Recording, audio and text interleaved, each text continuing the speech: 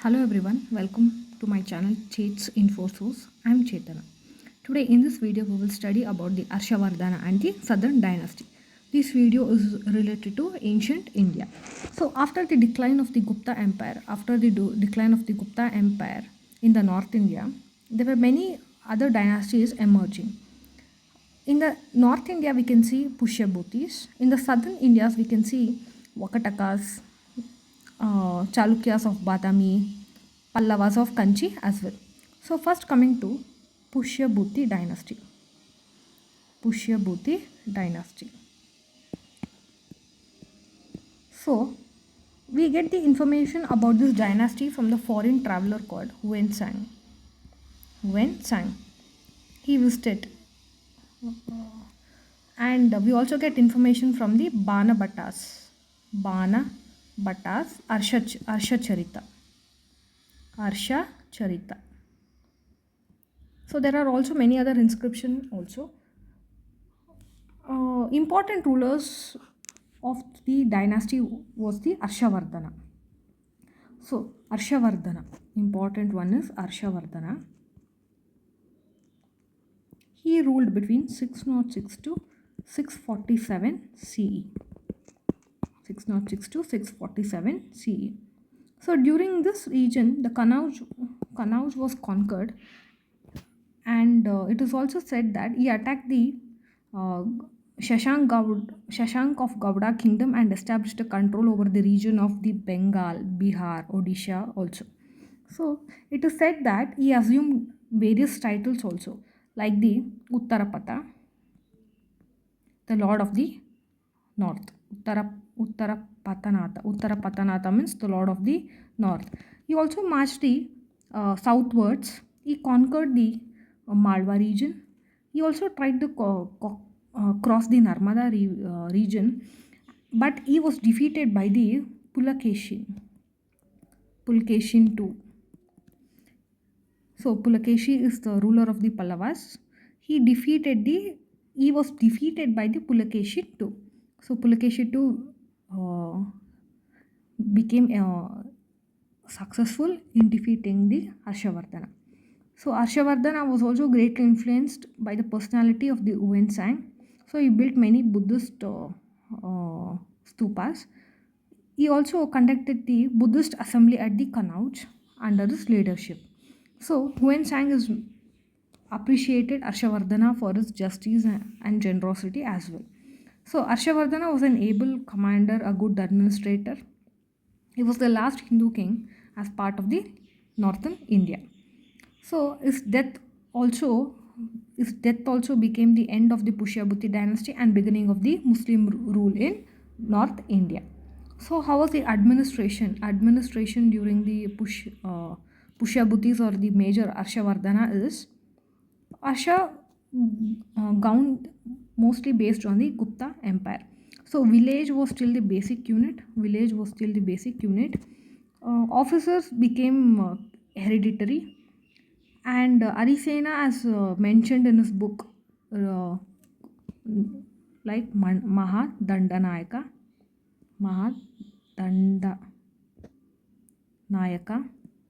he is the chief judicial officer. He inherited the officers, this post from his father. There are also other officers like Kumara, Matya, Sangravitye. These are all various posts, and there is also Shreshti. He is the chief banker or the merchant. Another important feature is maintenance of the public records. This is one of the important feature of the Harsha administration. So Harsha also collected the taxes, which is 1/6 of the produce, and this was the main revenue of the state. He also imposed tax on various like ports and mines and all. The overall trade and commerce, it is said to be declined during the Harsha period. The society was more of the mix, like subcaste untouchables also increased. The position of the woman declined, which had improved during the Gupta period, started declining here. Widow remarriage was not allowed, and sati, sati and dowry system is been evident during this time. Harshavardhana was a patron of the Mahayana Buddhism, so he gave enough grants to them, enormous grants to them. But still, the society was peaceful. The Brahminism or the other caste existed peacefully. Harshavardhana was also patron of the art and architecture. Banabhatta has written Harsha Charita, Kadambari, and Parvati Parinai. Harshavardhana himself is a great patriot. He also, Harsha has also written three plays like Nagananda, Ratnavali, and Priyadarshika. Priyadarshika. There is also a brick temple at Lakshmana. Brick temple at brick temple of Lakshmana at Sirpur. At Sirpur. So this is all related to Pushyabhuti dynasty. Next, coming to Pallavas of Kanchi. Pallavas of Kanchi. Pallavas ruled from Kanchi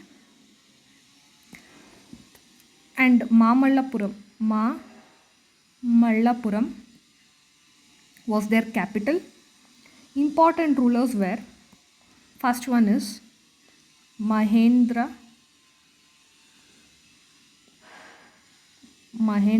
Varman I.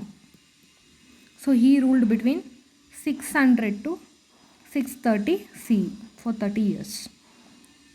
This Mahendra Varman I was defeated by the Chalukya king Pulakeshin II. Sorry, Pulakeshi is the Chalukya king. Pulakeshin II is the Chalukya king. He was defeated by Pulakeshin II. And we also get information about the Pallavas from inscriptions like Mandagapattu inscription. There is also other informations like from the music inscriptions. He was a patron of the music. He was also a great ruler. After this is his son Narasimha Varman. Narasimha Varman I.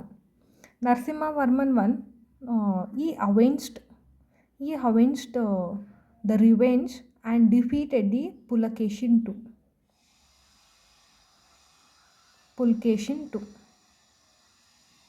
So when there was a battle between Mahendra Varman and Pulakeshin emerged victorious. So his son Mahendra Varman fought again with Pulakeshin and Narasimha Varman I emerged victorious. He was also called Vatapi Konda because he conquered the Vatapi. He led many naval expeditions to Sri Lanka also, and he also sent many missions to Sri Lanka. After him is the Narasimha Varman II. Narasimha Varman II. He is also called as Rajsimha, and he sent embassies to China. He also built the Shore Temple and Kailasanatha and the Shore Temple during this time.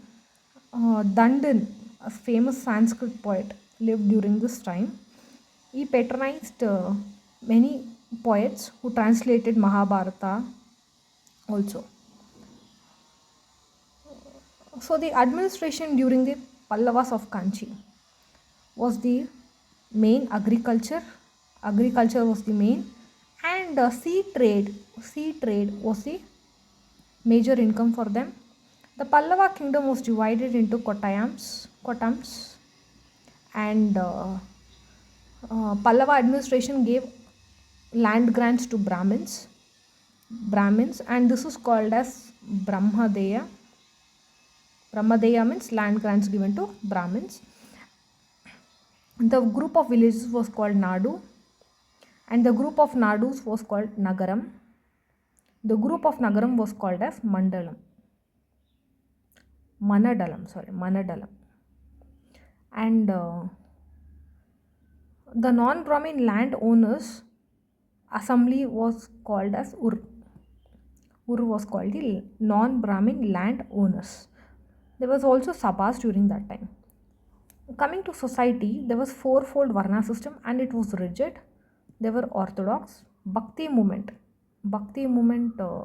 received a promotion during the Pallavas time, and Shaivas and Vaishnavas also emerged.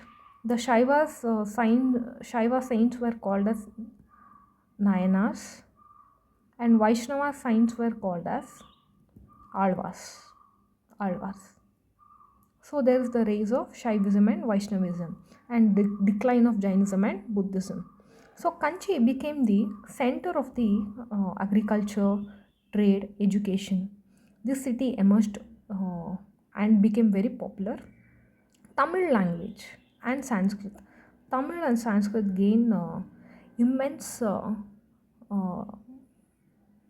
immense patronage from the kings. They flourished, and they also gave promotion to the ministers. They also gave patronage to the saints for the development of the religious literature. So there was many literature related information like the Periya Puranas, which is related to devotion, and love of the Shiva.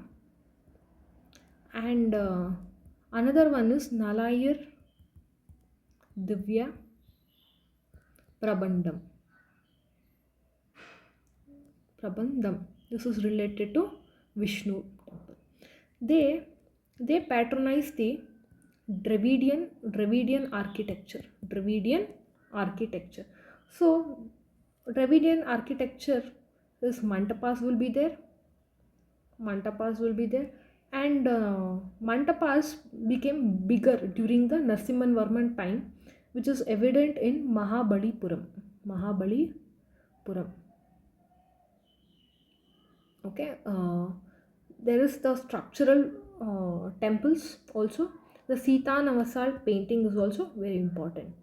Sita Navasal painting also very important. This is about the Pallavas of Kanchi. Next, coming to Chalukyas. They ruled from 535 to 1190 CE. So Pulakeshin I was the founder of this dynasty, Chalukyas. They ruled from Badami, and Pulakeshin I also performed Ashwamedha sacrifice. He promoted Chalukyas, and Chalukyas were involved in struggles like with the Pallavas we have seen. Okay, so Pulakeshin II is also a major ruler. We get information about him from the High Hole inscription. Important one, Ravi Kirti. He is a court poet. He mentions Pulakeshin II in the High Hole inscription as a Jain. So Pulakeshin II, he defeated Harshavardhana. He also defeats the Kadambas of Banavasi, and Gangas of Mysore. Pulakeshin II emerges victorious, but during the fight between the Narasimha Varman II, he gets defeated, and Narasimha Varman becomes victorious. He will send ambassador to Persian king also.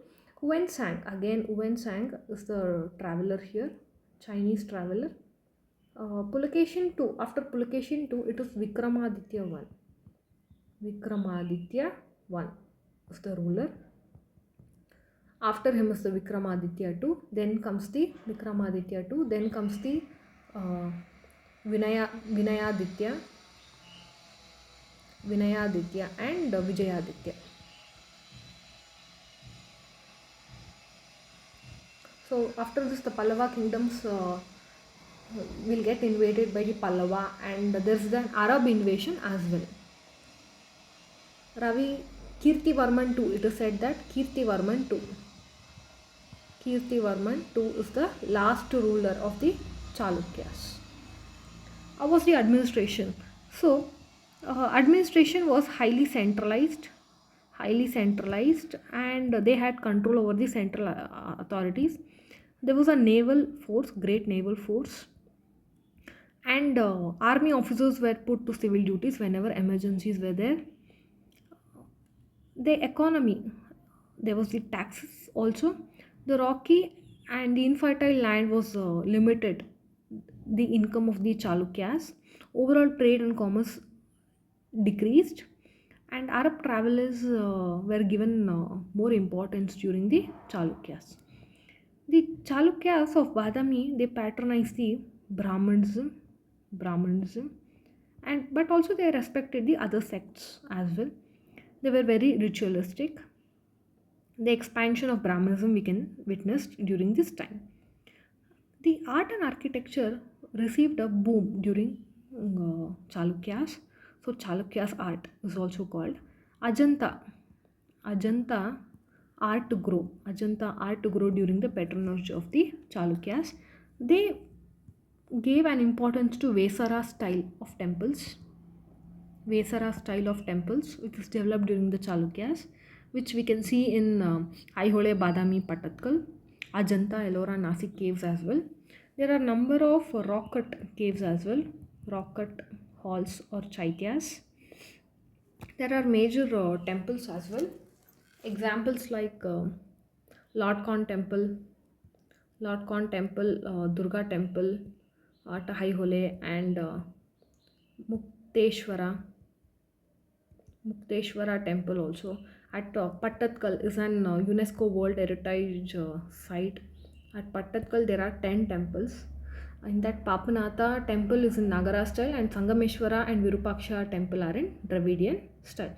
So Chalukyas gave a very rich patronage to the art and culture. So this is about the southern states and the Harshavardhana rule. I hope you like this video.